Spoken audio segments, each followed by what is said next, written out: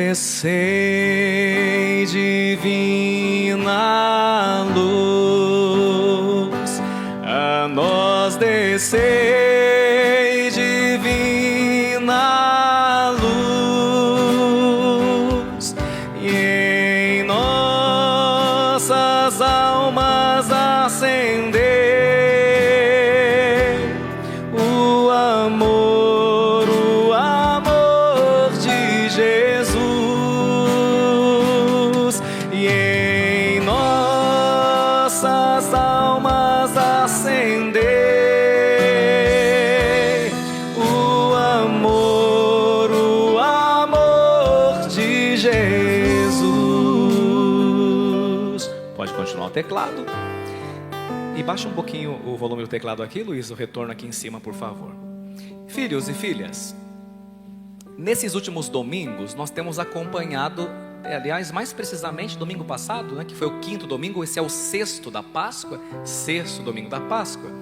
Nós temos acompanhado o discurso de despedida de Jesus, né? O Senhor está de fato num tom de despedida. E Ele está preparando os seus discípulos para, então, esta sua partida, né? Daqui a poucos dias a gente vai celebrar a ascensão do Senhor. E depois da ascensão vem o quê? Pentecostes. Exato. Pentecostes é o quê? A descida do Espírito Santo. O interessante, porém, é que nesse tom, nesse contexto de despedida, Jesus entrega o seu testamento, mas Jesus entrega o seu testamento em vida, não é? Ora, o testamento é um ato mediante o qual uma pessoa dispõe de seus bens, de todo o bem ou em parte, né? Para depois da sua morte. Por isso mesmo, todo o testamento, quem passou por isso sabe disso, ele carrega em si um presente um tanto quanto amargo, que é o presente da ausência. Quem realmente ama, trocaria todos os bens herdados, ainda que valessem milhões, só para ter a pessoa de volta mais uma vez. Quando há amor, né? Você não está interessado na casa que a pessoa está deixando, você está interessado na presença dela. Então o testamento, ele tem esse misto, né, de ausência, um gosto amargo. E é nesse contexto que os discípulos começam a perceber que Jesus está se despedindo, fazendo um testamento. Naturalmente, os discípulos começam a ficar tristes, né? E aí, nesse contexto, o Senhor Jesus anuncia que lhes enviará o Espírito Santo, que ele chama de Paráclito, ou aqui em português, de defensor. Porque esse Espírito que é defensor é enviado para fortalecer os discípulos nessa sua ausência, e também enviados para instruí-los na verdade, defendê-los das perseguições dos homens e do diabo, e o diabo que é o acusador por excelência. Então o Senhor, quando se refere a esse defensor, que é o Espírito, que ele chama de Espírito da verdade, o Senhor usa o termo outro defensor. Por que Jesus fala de outro defensor? Porque o primeiro defensor que nós temos junto do Pai é quem? É Jesus. Em João 3,16 o Senhor fala: de fato Deus não enviou seu Filho ao mundo para condenar o mundo, mas para que o mundo seja salvo por ele. Em 1 João 2 nós lemos: se porém alguém pecar, nós temos um intercessor junto ao Pai, e esse intercessor é Jesus Cristo, o justo. Na carta aos Hebreus do Novo Testamento, não é? Nós vamos ler: nós temos um sumo sacerdote que está dia e noite na presença do Pai, intercedendo por nós. Então o primeiro defensor é quem? Jesus. Agora, o termo, a palavra Satã, significa adversário, nosso acusador. Isso é muito claro no livro de Jó, por exemplo, em Gênesis, mas é bem mais claro ainda em Apocalipse 12:10, quando lá está dizendo: eis que agora chegou a salvação, o poder e o reino do nosso Deus, e a autoridade do seu Cristo, pois foi expulso o acusador de nossos irmãos, o mesmo que os denuncia de dia e de noite perante o nosso Deus. Então veja que a Bíblia diz que havia um acusador que acusava a mim, a você, a humanidade, dia e noite na presença de Deus. Esse acusador era e é Satanás. Se Jesus é defensor, se o Espírito é defensor, Satanás é sempre o nosso acusador. E aqui nós precisamos aprender então a implicação disso. Precisamos entender uma coisa. O venerável arcebispo Fulton Sheen, que está a caminho dos altares, faz uma observação muito interessante sobre essa verdade. Veja bem, você precisa entender como é que Jesus Cristo, nosso Senhor, e como é que o encardido se apresentam na sua vida antes de você pecar e depois de você pecar, porque a diferença é assaz. Antes da gente pecar, Jesus, que é nosso advogado, aparece como se fosse uma espécie de nosso inimigo, quando nós não temos a clareza do Espírito. Porque quando você vai cometer uma grande besteira, né? Quando você vai ceder à tentação da carne, à tentação do mundo ou do diabo, Jesus Cristo, na sua consciência pelo batismo e pelo divino Espírito Santo, aparece dizendo: não, você não pode fazer isso, não faça isso, evite aquilo, você precisa tomar essa decisão, você precisa parar com isso, não faça isso. E o encardido aparece como nosso amigo ou nosso advogado. Porque quando você vai errar, o encardido diz para você: claro que você pode, não dá nada não. Isso aí não é mais pecado, porque afinal de contas, o mundo mudou. E aí o falso advogado diz assim: não é errado se te faz feliz, vai que eu te apoio, eu estarei contigo. E Jesus do outro lado diz: não, filho, não faz isso, não vai te fazer feliz, isso vai te destruir lá no final. Porque por um momento de prazer você vai perder um bem que é eterno. Filho, não faz isso. E Jesus parece o inimigo da tua liberdade e o inimigo da tua felicidade. Está vendo bem? Então é isso que acontece antes da gente pecar. Jesus parece o promotor de acusação. E o encardido parece nosso advogado, não é? O defensor da nossa liberdade, o nosso amigo, o defensor da nossa felicidade. E o que acaba acontecendo?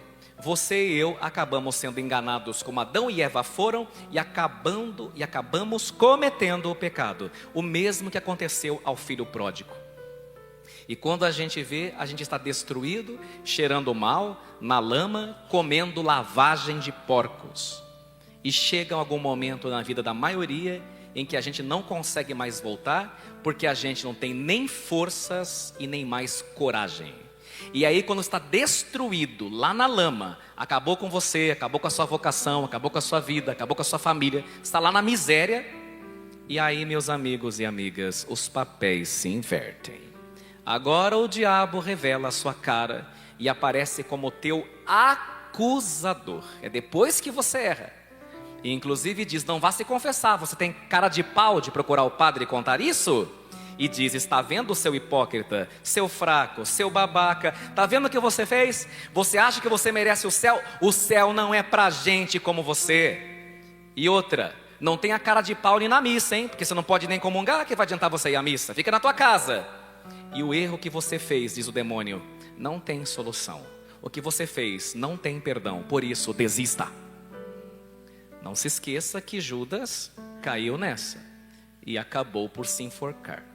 Nesse contexto em que você está na miséria, na lama, que o diabo quer acabar de pisar na tua cabeça, no teu pescoço, vem Jesus de novo.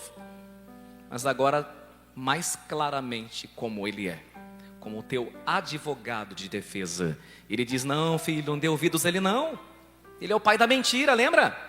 É claro que tem perdão, é claro que tem solução. Eu já paguei por todos os teus crimes com o meu preciosíssimo sangue lá na cruz. Você tem um crédito enorme, meu filho, enquanto tiver vida. Você ainda não morreu. Deixa eu te lavar, deixa eu te perdoar, deixa eu salvar você. E uma grande batalha começa dentro daquela alma. Judas se enforcou, Pedro chorou amargamente, se arrependeu, deixou Jesus lhe perdoar e se transformou no Papa, o primeiro Papa da igreja. Não é à toa que das 4 categorias de pecados, a primeira, da qual se originam todos os demais, alguém sabe qual é a primeira? A resposta está na missa, quer ver? Como é que é mesmo? Confesso a Deus Todo-Poderoso e a vós, irmãos e irmãs, que pequei muitas vezes por... Quanto deu aí? Qual que é o primeiro? Por que que é do pensamento? Porque é do pensamento que começam as coisas boas e é do pensamento que começam as coisas más. A missão do Espírito Santo, o Paráclito, o advogado de defesa, é defender e amparar os homens e mulheres nesta guerra interior que todos nós trazemos dentro de nós. Se você não percebeu ainda, o seu coração é um ringue, é um tatame, onde dia e noite e dia estão disputando o bem e o mal, e é na hora que a gente dorme que a gente vai ver, fazendo a conta, quem foi que ganhou. Esse defensor, como a palavra disse hoje, terá que habitar dentro de nós e não fora. E esse detalhe é importante e fica claro porque tem que ser dentro e não fora, porque é no interior do homem e da mulher onde ocorrem as maiores guerras e não é no seu exterior. Constantemente somos acometidos por um emaranhado de pensamentos e sentimentos, provocando uma verdadeira tempestade dentro de nós, no solo de nosso coração. A maioria dos senhores se perdem, não tanto pelas atitudes, os senhores se perdem primeiro pelos pensamentos. Inclusive agora que está viajando na missa, pelos pensamentos. É o pensamento que faz com que a gente seja mais de Deus ou menos de Deus. Por isso, Fernando Pessoa dizia, eu guardador de rebanhos, porque eu tenho que guardar essas cabras que ficam pulando aqui, que são os meus pensamentos desconexos, que não estão em comunhão com o Espírito. Esse Espírito tem que habitar dentro de nós. Por quê? Por causa dessa confusão de pensamentos que todos nós trazemos aqui dentro. Uma coisa que eu aprendi na minha vida, e ouvindo muitas confissões, é que tanto o Espírito Santo quanto o diabo apontam pecados. Sabia disso? Os dois têm uma missão em comum.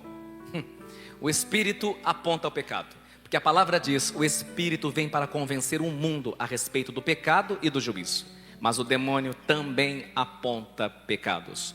Só que o Espírito aponta o pecado com uma grande diferença. Aponta o pecado para nos curar, para cicatrizar a nossa ferida, ao passo que o diabo aponta o pecado para aprofundar aquela ferida. O diabo causa remorso, que não nos leva a nada, senão à morte. E o Espírito ao arrependimento e à mudança de vida. Entenderam bem?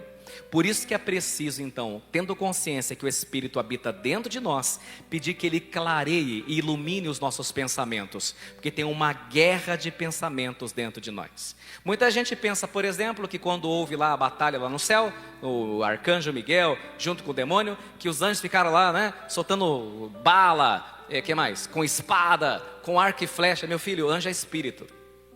Você não adianta dar um tiro no anjo que ele não morre, né? Por exemplo, você morre, o seu corpo sim, sua alma não. Anjo morre? Sim ou não? Anjo fica doente? Dá para você matar um anjo? Um anjo pode matar outro anjo? Então como é que eles lutaram? Se ninguém pode fazer mal para ninguém. Porque a grande batalha que houve foi de pensamento. Foi uma batalha intelectual, né? Os anjos do mal começaram a argumentar com os anjos do bem, e os anjos do bem começaram a argumentar com os anjos do mal, colocando em xeque, em dúvida, se Deus realmente era amigo deles ou não. Quando você olha, por exemplo, para Adão e Eva, o demônio lá, que está aqui, serpente, né? No pé de Maria, no pé de Nossa Senhora, o demônio usou alguma arma contra eles física, sim ou não? Não. Qual que o demônio usou? Pensamento. Por isso, meu filho e minha filha, toma cuidado com seus pensamentos. Por pensamentos, palavras, tudo começa no pensamento. Depois vai para onde? Para a palavra. Depois vai para onde? E depois, que é quando você deixa de fazer aquilo que você precisa fazer. Toma cuidado, tudo está lá. Então nessa missa, que esse defensor, esse advogado de defesa, purifique e ilumine os nossos pensamentos. E agora então eu posso concluir. Como é que eu vou concluir? Da seguinte maneira, para ficar mais claro ainda, caso ainda não tenha ficado. Um casal de netinhos foi passar as férias no sítio, na casa do avô e na casa da avó. E aí começaram a brincar, e depois tinha um lugar lá que tinha um laguinho de pesca, era o Joãozinho e a Maria, para facilitar a nossa vida. O Joãozinho adorava pescar, a Maria também, mas a Maria nunca era levada. E aí chegaram lá e começaram a brincar e tudo mais, e viram os animais, e aí o Joãozinho ficou entediado, pegou um galho de árvore e resolveu fazer um estilingue. E começou a acertar para todo quanto é lado. Só que de repente, o Joãozinho, sem querer, querendo, ele não era bom de mira, acertou o pato de estimação da avó, bem no pescoço. O pato faz quá, pum, caiu por terra. né? E ele sabia que de todos os bichos que a avó tinha, o pato que ela mais venerava. E ele falou, e agora? Acabou minhas férias. O que ele falou? Vou esconder o corpo. Pegou o pato, sabia que o avô guardava um monte de lenha no lugar, botou o pato debaixo da lenha e falou, se alguém pergunta alguma coisa, o pato sumiu, o gato comeu. E aí chegou a hora do almoço, e aí o vô do Joãozinho falou assim, depois do almoço, a gente vai pescar, uma parte da tarde, eu sei que você gosta, né? Ele falou assim, ai que ótimo, que legal. Aí a Maria, irmã dele, tinha visto ele matar o pato. Aí a Maria, irmã dele, falou assim, ô vô, o Joãozinho não quer ir, porque ele vai ficar ajudando a avó a limpar a chácara. Ele falou, eu não falei nada disso, tá doida? Não vou ficar ajudando a avó nada, eu vou pescar. E ela falou assim, eu vi você matando o pato, quer que eu fale? Ele olhou, pelo amor de Deus, não conta pra avó, vai acabar nosso acampamento, não faz isso. Ah, sim, eu vou ficar ajudando a chácara. Aí a Maria disse, vovô, não tem problema, eu vou com o senhor. Aí foram. Aí chegou mais um pouco de tarde, a avó resolveu fazer o doce preferido do Joãozinho, que era pudim. E ela fazia um pudim, parecia pudim de padaria, né? Na hora de cortar, cortou irregular, ela falou, para quem vai o pedaço maior? A Maria falou, para mim. O Joãozinho, que? O pedaço maior é para mim. A avó fez o doce porque é o meu preferido. Ela falou assim, você que sabe, eu vi o pato. Não, eu não estou nem comendo doce, na verdade. Mas na parte da tarde, fizeram uma janta gostosa e a avó falou assim, quem vai me ajudar a lavar a louça? Né? A Maria falou, Joãozinho adora lavar a louça. Né? E assim foi passando muito tempo e após vários dias fazendo o trabalho que era da Maria, o João não aguentou mais. E finalmente procurou a avó, que estava sentada na poltrona da sua sala, e confessou entre lágrimas para a avó que havia matado o pato. Fui eu, vó, me perdoa, eu sinto muito de todo o meu coração. O pato sumiu, foi eu que matei. A avó sorriu, falou, vem aqui menino, senta aqui. Abraçou ele bem apertado e falou, querido, eu sei. Eu estava na janela, eu vi tudo quando você matou o pato. A senhora viu tudo, por que a senhora deixou? E ela respondeu, mas porque eu te amo, eu te perdoei. Eu só estava me perguntando quanto tempo você iria deixar a Maria ficar fazendo você de escravo. Porque a avó sempre vai te perdoar. Meu filho e minha filha, qualquer que seja o teu passado, o que você tenha feito, e talvez você se envergonhe disso, que tem coisas que a gente fez que a gente olha, não dá vergonha? Eu tenho vergonha. Você precisa saber que Deus estava na janela, Ele já viu tudo. Precisa ter vergonha de procurar o padre, né? Nossa, meu Deus, vou falar para o padre que eu fiz aquilo. Deus estava na janela e viu tudo. Ele já te perdoou naquela santa cruz. Só está esperando para ver quanto tempo você vai permitir que o inimigo te faça de escravo, te acusando daquilo que Deus na santa cruz já te perdoou. Deus, filho, é seu advogado de defesa, né? Mas você continua deixando o encardido jogar na cara o teu passado. Ele é teu defensor, ainda que o inimigo, o mundo e a tua consciência te acusem. Porque Ele é o único que sempre vai te estender a mão, enquanto o mundo inteiro insistir em te jogar pedras. E você, aceita viver livre? Ou vai continuar sendo escravo da Maria?